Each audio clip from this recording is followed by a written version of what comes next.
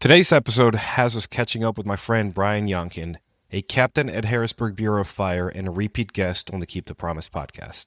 The last time Brian was on, we talked about cooking at the firehouse and then got real about imposter syndrome. And since then, life didn't exactly take it easy on him. In this conversation, Brian opens up about getting hit with stress he didn't even realize he was carrying, what it looked like when it finally caught up to him, and the steps that he took to get back into a better place, mentally, physically, and as a leader. We also get into the firehouse side, what changes when you go from being one of the guys to being the captain, how he's trying to lead with curiosity instead of judgment, and the system he built to do honest after-action reviews, not just for tactics, but for communication, decision-making, and crew morale. If you've ever walked away from a shift thinking, did I really handle that the right way? You're going to want to hear that part. So whether you're a senior guy trying to sharpen your leadership or a newer firefighter trying to build a mindset that lasts, this episode is practical, it's real, and it'll give you some tools to steal. Let's get into it. Welcome to the Keep the Promise podcast, where we help build resilient and well-rounded firefighters. Give me the highlight reel from the last time we spoke in 2024 to now. So it's been almost 2 full years since your first appearance on the podcast. And that was when you were telling me about wanting to be a chef at the firehouse. You're like, I wonder if they're hiring for just a chef position. Yeah. And then afterwards, we had a conversation about imposter syndrome. And here we are 2 years later. So I'm sure a lot has changed, and I'm sure a lot of things have not changed. Yeah. To me. Yeah, life punched me in the face for a little bit after, I think, our last conversation. It was, I wouldn't say it was rough, but I was dealing with stuff I didn't even know I was dealing with. But I'm fine now, so that's good. And it was kind of like a slow creep that it happened. It had to do with something that happened to my daughter, and I had to go to court for. I was basically protecting her from like some dude that was trying to touch her or whatever. So like got him arrested and then went to court, stuff like that. That'll stress you out just thinking about that sort of stuff. And then, just thinking, oh, did I make the right decision with that? Did I do all the right stuff? So I was beating myself up about my decisions around that. Switch shifts when I was a lieutenant to go work with my buddies on B shift for a little bit. And then I got promoted. So I went back to my other shift with Bastinelli and D shift and all those guys. So I was just like, I was only 6 months on a different shift, but it was a good little refresh, little different opportunities and different mindset and different things to think about. And then I got promoted to a captain. So I'm back on D shift on ladder 2 with some good dudes. So it's fun. It's different when I'm a captain up there because I used to be a lieutenant up there and they treated me different, but now that I'm their captain, it's different. So I get it because before I was kind of like a substitute teacher and they can be a handful if you don't manage them correctly or set expectations thoroughly. So that's probably like one of the biggest things, learning curves or whatever. But what else happened? I was depressed all of like 2025. Didn't know that until I started testosterone therapy because I was like, Oh. Well, I had all the symptoms. So I was like, oh, and it's not going to get any better. I just turned 40. So I was like, yeah. And I've been looking at doing it for a while. So I was like, I turned 40 and I was like, I'm going to do it. So I started it and it was like a light switch the second Really? on it. I was like, oh, I didn't think I was depressed. Now I know I was. So I was, oh my gosh. When did you start it? Oh, it was in September, like around my Okay. birthday. Yeah, it's been, I do like little shit doesn't bother me as much. Like I can think clearly. I can problem solve much better. I sleep better. I grow muscle like fucking crazy, so I don't work out as much as I used to, which also reduces the amount of stress on my body. I eat a lot. That's probably the only problem. I have to like curb that. I haven't figured that out. But, yeah, everything else is good. Bro, that's fascinating. It's funny you mentioned that. A couple months ago, I went to one of my friends from the Volley House. He had a birthday party for a first-year birthday for his daughter. So invited like all the old crew. I'm seeing dudes that I haven't seen in 10 plus years. And one of them is a guy that works in a department southeast of here. Always been a massive dude, like 6'4", 6'5", like huge, the kind of trucky that you like. Yeah, I got one of those guys. And when I saw him, I was like, I don't know if he's sick or he got like lap band surgery. So I just fucking asked him, like, what the fuck's wrong with you? Because he was like toothpick thin, but like defined muscles. And he told me TRT. He's like, he He got it. I think FSA covers it for him. He's been doing it. And same thing you said about the sleep. He's like, dude, my sleep has never been better. Yeah. That might be the miracle drug for firefighters. I know a lot of firemen that do it. A couple of guys at work do it too. So I was just like, I knew all the benefits. It's a big decision. You know what I mean? It's not like something you should take lightly. And I tried to get it. I tried to get my levels to go up naturally. The stress, trying to sleep better, lifestyle changes. And it's just all the bullshit of what's going on in my life did not help at all. The schedule at work doesn't help. You know, you could run things perfectly and it is what it is. And you need a little bit of an assist. Yeah. So I'm okay with that. So I'm getting used to asking for help. I used to never do that, but now I do. Okay, so that is the part that I'm proud of you for. Oh, thanks, buddy. Okay, but what's one thing that you're proud of since we last chatted? Yeah, I was thinking about that. I was like, oh, man. I guess thinking back on this, I should say it would be probably getting promoted to captain, I suppose, for the fire service, like that little goal, whatever, family life. It would be like having my kids be okay with like talking to me about the most random stuff that happens to them at school, because it means that they feel safe with me. You know what I mean? So, and then like I made a whole bunch of new friends this year, started doing some hobby and stuff, and just having like those people show up to my birthday party. Well, it's cool. Like all the little things that I tried to do to get myself in a better space worked out, but some of it didn't work out. So it's just like, you just got to take the good with the bad. Proud of myself for not doing something dumb, I suppose. Dude, give yourself credit, all right? Like, be proud of those things, those little things. Having people show up to a birthday party, especially at our age, that's fucking solid. Yeah, it's fun. You know? It's a good time. You know, when you invite somebody like past the age of 30 somewhere, immediately they start looking for excuses. They're like, okay, I don't have a dog, so I can't say my dog is sick. Yeah. Fuck, my parents live out of the country, so I can't say I'm visiting them. It was a Friday during the day. They can't say the kids in school. So energy-wise, from the, I don't want to say rambunctious, but the other times that we've chatted, there's almost, and we've seen it in so many firefighters, that sort of almost chaotic energy that you can tell that somebody's just trying to figure out their place and do their thing. And, oh, God, maybe that was too much or maybe that was too little. And just from the quick conversations we've had since then, that energy feels a lot calmer and more focused. Okay. Yeah, that's interesting. So is it hard to keep that sort of energy these days? That sort of focus?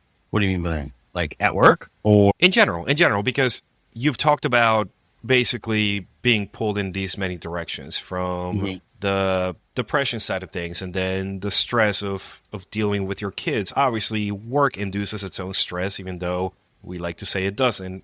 Yeah, anyway. And somehow you keep that sort of calm energy. Is it difficult to maintain that calm energy? Oh, yeah. Oh, it's absolutely difficult. I spent a lot of last year focusing on like doing stuff for me, and I think that helped out a lot, instead of just like, like the whole like fire service.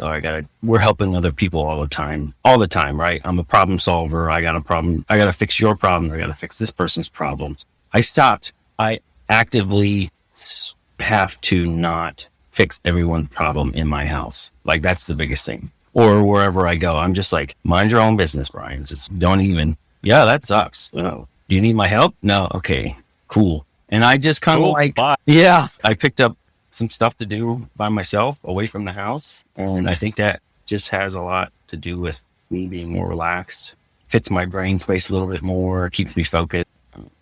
We may have talked about it last time, but I can't remember. But yeah, and going to therapy definitely helps, because you talk to people or whatever and be like, hey, this is what I'm doing. And they're like, yeah, you're a problem solver, so get the fuck off or whatever. So, okay. How do I do that? You really got to work on it. All right. Yeah, that's fine. Yeah, because if you're always in this little space of, I got to go help this person, you're going to burn yourself out. And it's obvious. For me, it wasn't. Now that looking back, it's 2020, I guess. Okay, let's continue with that perspective shift. Because when in 2024, you were basically gearing up to be more of Brian the dad. Like, it was very obvious that there was that sort of, you're saying, I'm, trying to spend more time with the kids. I'm trying to, the family focus was there. And as we've talked about, the kids feeling comfortable talking with you about whatever. As that shift happens, has it also shifted how you see the job? Has it changed your perspective on the job itself? Having that juxtaposition of family and the job in this whole new realm, basically? Yeah, I would say so. What I found is that, like, I'm to be more curious, not judgmental when somebody says something at the kitchen table or in some other conversation, instead of being like, well, that's, you shouldn't do that, or no, it's my way or the highway. You know what I mean? It's more respectful now that I've gotten older. And, you know, like, people talk about the brotherhood and stuff like that. And like, oh, he's a shitbag. This guy's a shitbag. Have you gotten to know this person? You know what I mean? Maybe he just wants to, he's not, my 100% and his 100% are not the same. And that's okay. I think we have to recognize where they're at, find people where they're at, and then lead them to where you want them to. Just the same as a kid. Like, you got to figure out, oh, why is he whining right now? Oh, he hasn't figured out how to regulate his emotion. So I got to be the emotion for him. Whereas this person, he might not know what he should be doing. You know what I mean? And if no one taught him that, and then you're just going to beat him up, he's going to do what people normally do, right? You push somebody in the corner, they're going to either defend themselves or they're going to lash out or run away, fight or flight. And then everyone's in fight or flight, right? In the fire service, of all the bells and whistles and the sirens, and we jump up at any moment's notice, right? So your central nervous system is going crazy all the time. And if you can't deal with stress or haven't figured out a way to calm yourself down or just talk it out or not get enough sleep, too much caffeine, all the other guilty pleasures in life, like, it's just going to go bad. And then that adds to it, taking a step back and then being like, okay, I got to take care of myself so I can take care of my kids. Also helps me take care of the guys at work, because you just kind of like they're family members at that point. You spend enough time with them. Like, hey, how's your day going? That's just that fucking simple question. You guys got anything planned for the 4 days off or whatever? Like, oh, he's like, gives a shit about me or whatever. Sometimes I'm not good about that because I got my own shit in my head that I'm dealing with, but I try. Is that how you can figure out what your people's 100% level is? Those basic personal conversations? No, just like the little drills that we do at the kitchen table. Like, hey, I've been listening to other people's podcasts and I found like this really cool drill idea. We'll get this old coffee pot or coffee can, fill it with addresses on pieces of paper, pull one out. Hey, where's this at? And you can just tell by their description of if it's close or if they haven't been there in a while, or if they've been there a lot. And we're like, oh, they're more dug in than you think they are. You know what I mean? Or, yeah, he's a driver. He should know where he's going. Or, oh, this guy's new. He doesn't know the layout of the city yet. That makes sense. Or, is he asking certain questions about this building that he should?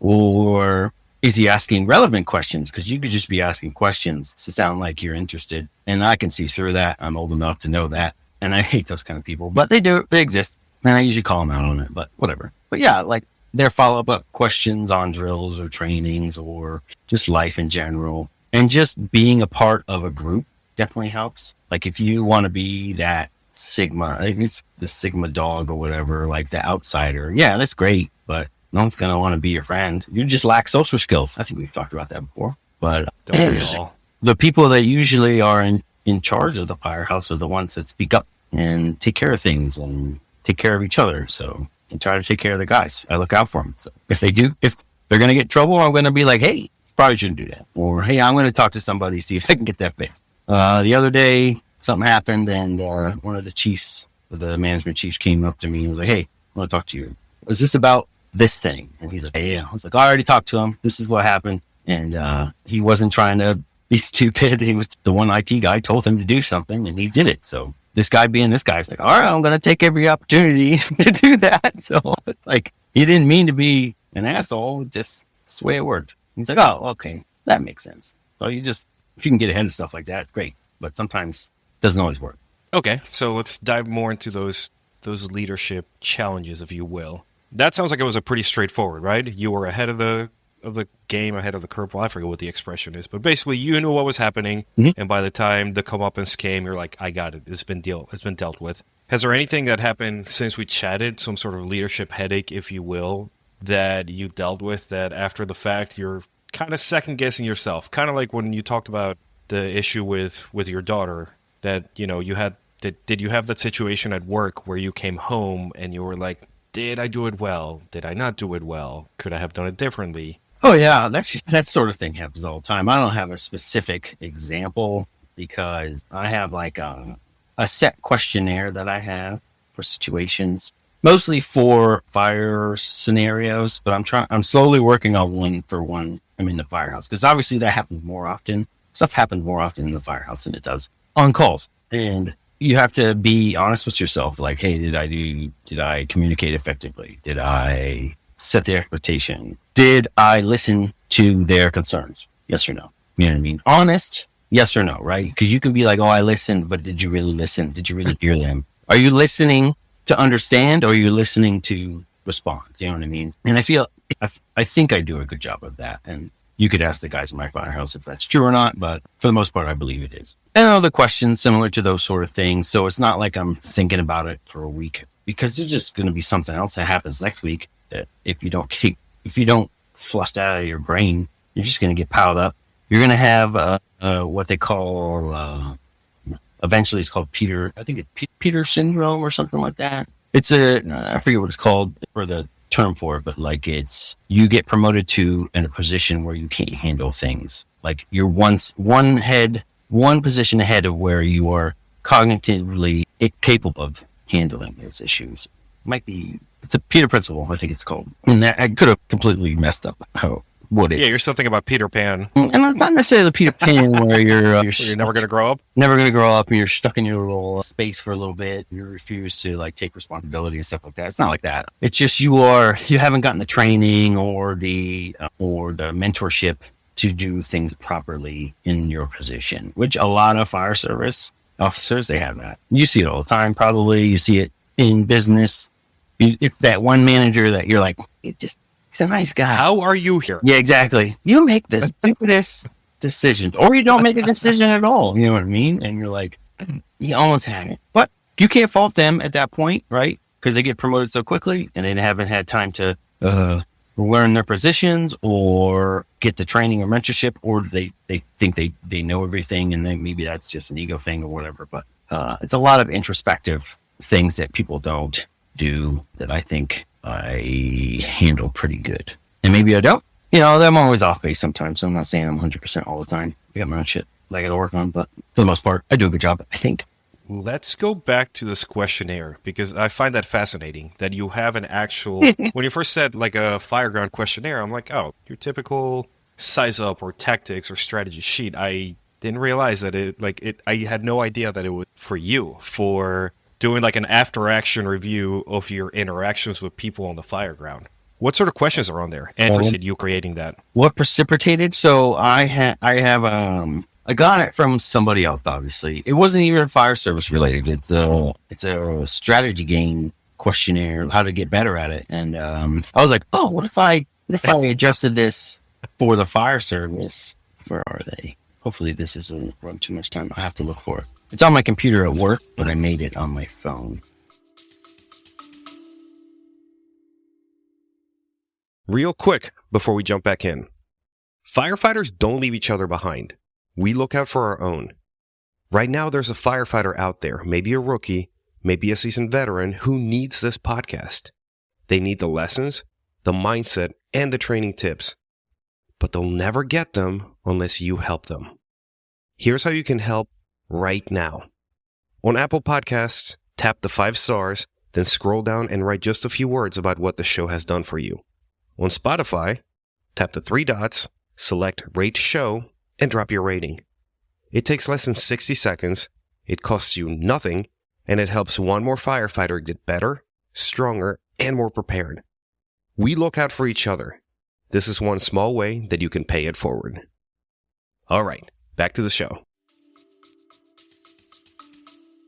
While you look for it, I think it's fascinating because obviously I've been leaning heavily into the business side of life recently and learning things. And, it's a whole new field that I have zero clue about. And a pattern that I've realized that most high achievers, especially in that world, have is that everything is systematized, including their thinking. They're basically offloading thinking and decision-making to whatever algorithmic ideas they came up with and then acting accordingly. And shaping the world around them that way.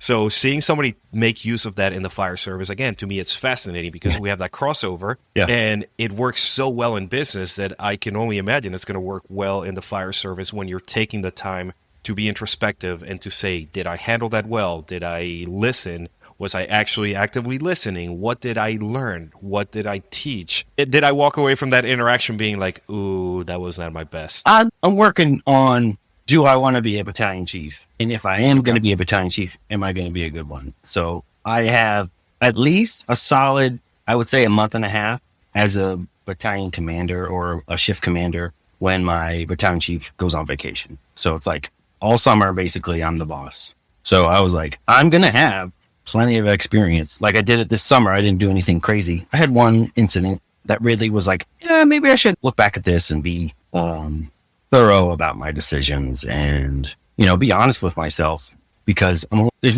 no one else is going to help me. They're not like, hey, dude, you know what happens to me? They go, oh, you did a good job. Yep. Keep it up. You know what I mean? And I go, hey, what do you think I should do? And they're like, you're fine. So I learned that a long time ago because I'm a high achiever and I'm just like, I'm self-motivated and I don't get that constructive criticism that I would like to improve. Or if I did, it was because I was doing something egregious that I didn't know about. Like you didn't tell me your expectations and now I'm in trouble. Oh, okay. And when you do that to me and I'm a little shithead, so I'm just like, I'm kind of pushed back. You know what I mean? So, oh, okay. I got right, wrong, or indifferent. That's just probably a gene flaw, I should say. But anyway, so here are the questions. So this is for when I run command or any officer stuff. The first section, there's a couple sections. One is decision-making. One is incident management. One is team dynamics and morale. Personal performance, well-being, learning and growth, and then broader contrast. I don't think I will tell, maybe not those ones. Anyway, so each one has like 5 or 6 questions. In the beginning, the decision-making and leadership. Did I make clear, timely, and effective decisions during the incident? What influenced my choice? Were my priorities aligned with the incident's demands, i.e. life safety, incident stabilization, property conservation? Did I effectively assess the risks to my crew and the public? Could I have mitigated any risks differently? How well did I communicate my orders and intent to the team? Were there any misunderstandings or unclear instruction? Did I delegate tasks appropriately, considering my crew's strengths, experience, and fatigue level? Did I balance maintaining command presence with being approachable and supportive to my team? Incident management is the second section. Did I accurately read the incident's dynamics? Fire behavior, structural integrity, environmental factors. What signs did I miss, if any? You know, you can get tunnel vision anytime, so that helps me kind of like focus, be like, oh, okay, well, I have to like widen my vision or whatever. Were my tactics and strategy effective in controlling the incident? What could I have done differently to improve the outcome? How well did I coordinate with other unit agencies or mutual aid partners? Were there any breakdowns in interoperability? Did I make effective use of available resources? Could resource allocation have been optimized? How did I handle unexpected challenges or changes during the incident? Was I adaptable under pressure? Section 3, team dynamics and morale. Did I foster a sense of unity and trust within my crew during the incident? How did my leadership style impact their performance? Were there any signs of stress, hesitation, or conflict among the team? How did I address or fail to address these issues? How did I provide sufficient support or direction to less experienced firefighters? How can I better mentor them in the future? How did I acknowledge or reinforce positive actions by my crew? Did I miss opportunities to build morale? Did I model the professionalism and resilience I expect from my team? Personal performance and well-being is the 4th section. Did I manage my own stress and emotions during the incident? This is a big one for me because I try to remain calm as much as possible because obviously if you're freaking out, everybody else is freaking out.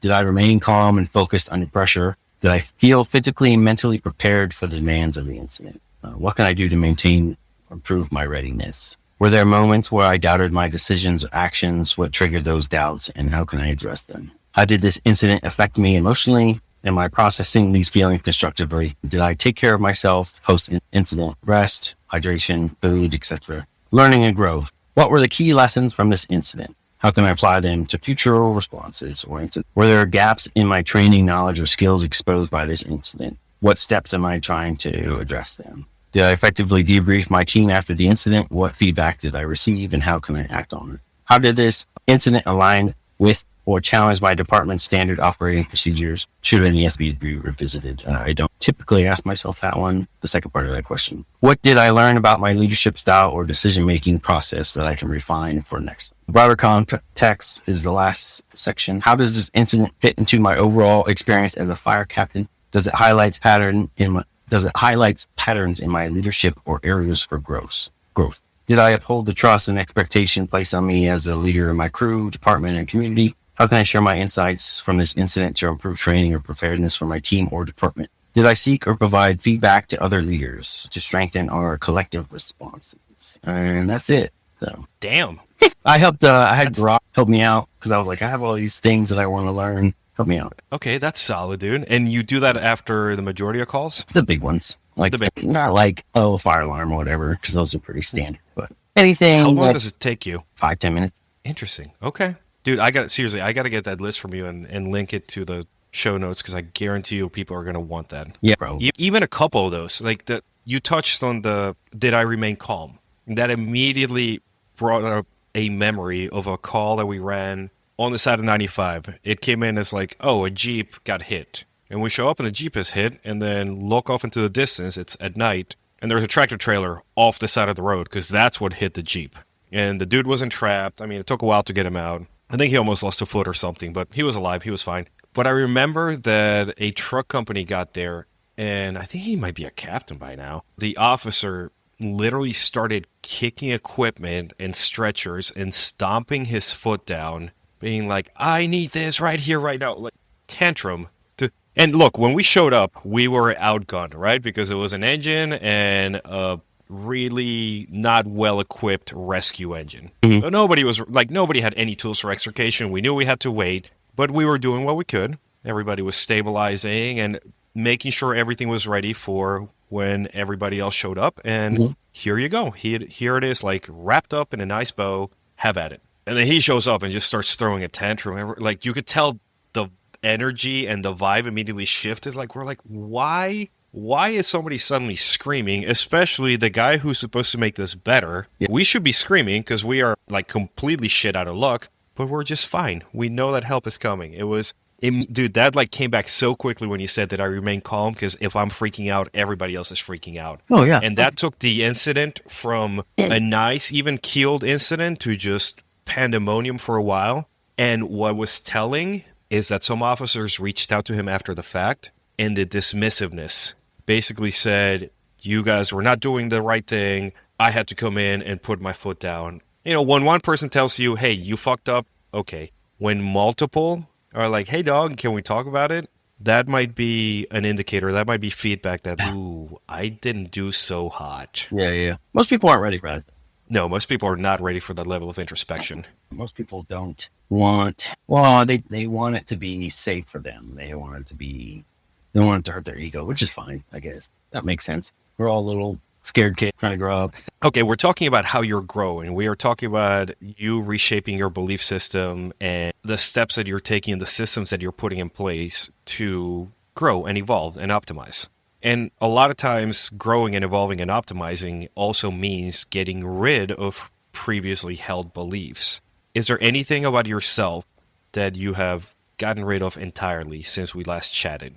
False beliefs thing. Maybe not false beliefs per se, but I think with growth, you can look back at some of the things that you've done and you can say, that doesn't serve me well anymore. Yeah. Okay. Makes sense. I always used to have a problem like speaking up. My voice would crack a lot. I'd have to clear my throat before I said something. Now I just there are signs that I'm uncomfortable doing it, but I'm more apt to do it. Speaking up. Out of turn, I should say. When growing up, my dad and my brother used to overtalk over me. So it was like, my opinion doesn't matter, so I'll just shut up. When somebody starts talking over me or they interrupt me, it really fucking annoys me for one thing. And then I just go, okay, never mind. It's not important. Where I just go, I have told people you're interrupting me right now. Or I just go, yeah, all right. And they're like, what? They just fucking listening to me. So what's the point of me speaking up at this point? So defending myself in those situations is definitely interesting. The older I get, the less I am okay with people walking all over my toes, I should say. And if you're a leader, you kind of have to speak up. So I've done a lot to try to help myself speak up. I put myself in uncomfortable situations where I have to speak up almost weekly. Going on podcasts, helps. Doing stuff like this. Oh, and my opinion's out there. People will hear it. You know what I mean? And a couple of the guys will be like, oh, I listened to your podcast. I'm like, which one? Because I've done a couple. And they're like, what? And they're like, yeah, because I recognized a long time ago, I was uncomfortable talking on the radio. I was uncomfortable speaking up. And I was like, how do I do that? Oh, I'll talk on a radio. This little microphone right here. Force myself into uncomfortable situations or force myself into conflict verbally, not necessarily physically, although I've done that as well. You're out there just picking fights, aren't you? Or you go to Muay Thai gym. Yeah, you're fighting all the time. Are you talking shit during that fight, though? No, absolutely not. I don't want not to. But yeah, stuff like that.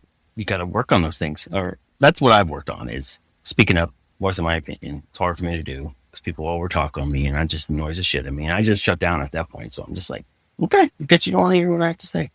It's disrespectful. I think it is when you overtalk on somebody. But it's a type A environment. And then type A's like to talk over each other. It's just like, oh, I want to be heard. I want to be heard. I want to be heard. And the conversation started with this and then ended up some other place because of their opinions and thoughts. And it's like, how did we get here? You guys were talking about sports and all of a sudden I don't know what you're talking about. It's almost like they have something to say and they just want to say it. And they just brought it to that somehow. I don't know what it is, but it's interesting to watch. There is something about those social dynamics where you can almost watch and it's almost like a premonition that you know that this person has something that they're going to work into conversation that has no bearing, but they're just waiting and trying to mold it just so they can say it.